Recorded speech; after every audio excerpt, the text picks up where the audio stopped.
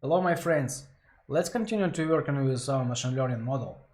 In the previous video we developed some quantitative research to define outliers, and we know that these outliers could allow us to make some profit on the market. So today we should create a more complex model and create it using a correct way. So for example, we need downloaded data for Bitcoin USDT for the last 1 year, time series 1 hours, like in the previous. We also created a feature for our machine learning models. And the most important thing in this case, we should create some train set and test set. Train set is data frame when we are going to train our model, and test this like data for production. We use this data for model, and this model never seen before. And in our case, you see we have is about 7,000 rows is for train data, and is about 1,700 rows for test data. So let's run it. Let's continue. Okay, let's download run this one. Okay, it takes some time to download the data from Binance, and we are going to test it. Let's do it. Also, we could create a more complex feature, but in our case we use only 20 feature using price and volume. Okay, for split size we use 80% data for train. Let's look at what happens. Okay, it's about 7,000 data for train. Okay, it's correct. And next we need to do some optimization of our model. This is tuning our model. What you need to do? For example, if you see isolation forest model, you need to understand what is segment input in this model. For example, let's look at, you see, this is documentation from this isolation forest, and you use an estimator. It is the main argument for this model, and if you use more estimators, we could create a more complex model, but we should avoid overfitting. Overfitting, it means when our model remember of parameters and create some very good results, but our model couldn't do some generalization of this data. It could be some problem for us. So in our case we use confirmation. By default it's auto, but I'm using 3%. It means I find 3% of data like outliers. So, and we need tuning our estimators. Let's start from 50 to 500 with step 50.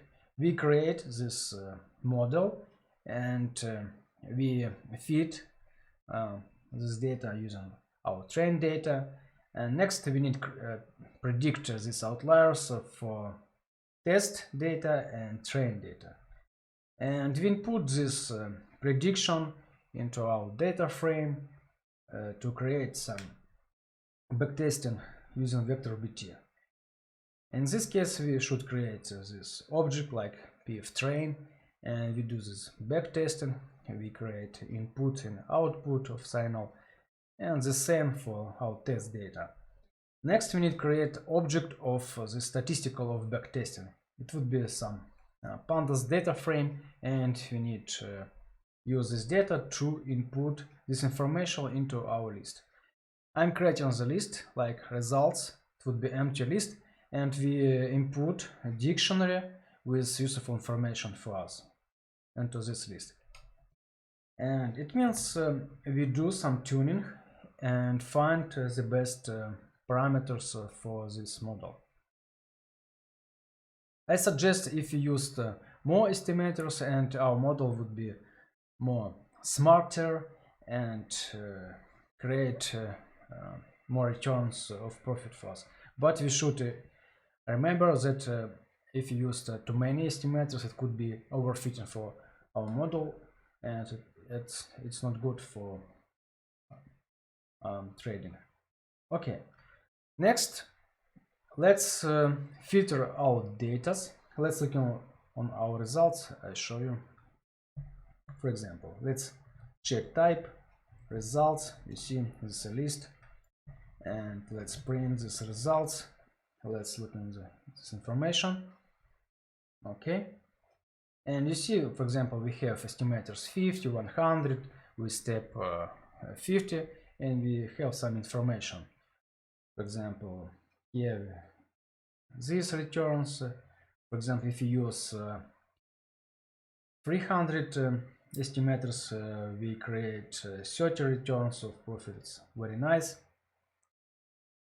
And we need to tuning it.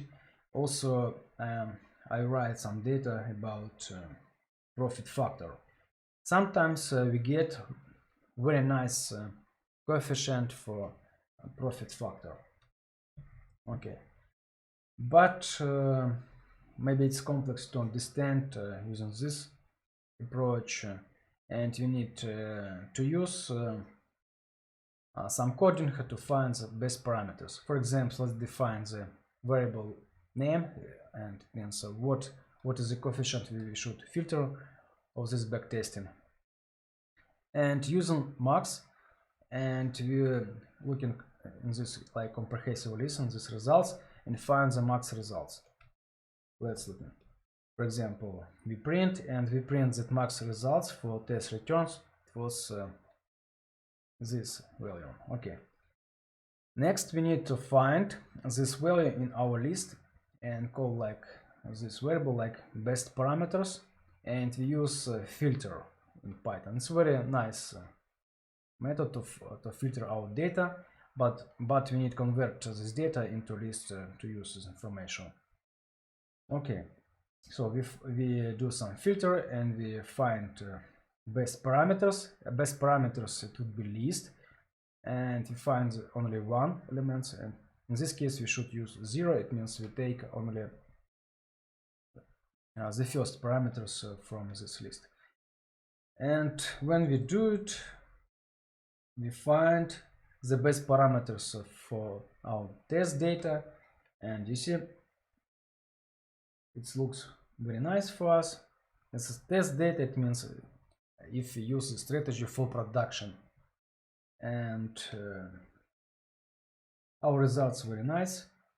Its profits nice, also nice. In general, you see we have some point of position when in the market exists some abnormal situation. It means some abnormal volume, abnormal percent change, but we analyze this data in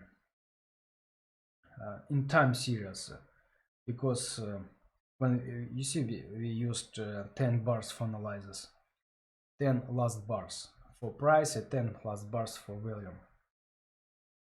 And when we find the situation, we create this signal and we could test it. Let's look at best parameters portfolio like statistics. What we need to find profit factor, and our profit factor is more than 2. It's very nice for us. And our returns 16, and benchmark returns is minus 3%.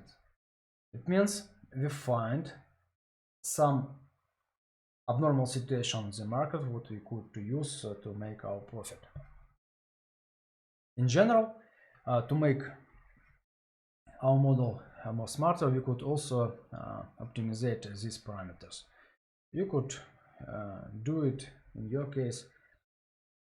And also, let's test this Jupyter notebook for another coins and another time series.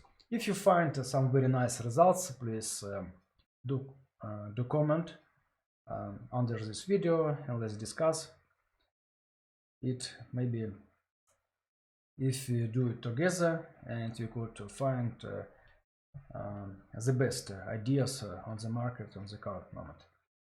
In general, I'm looking the big loop, for example.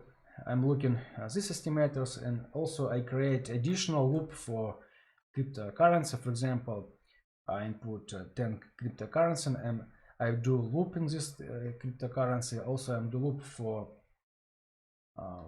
time series period.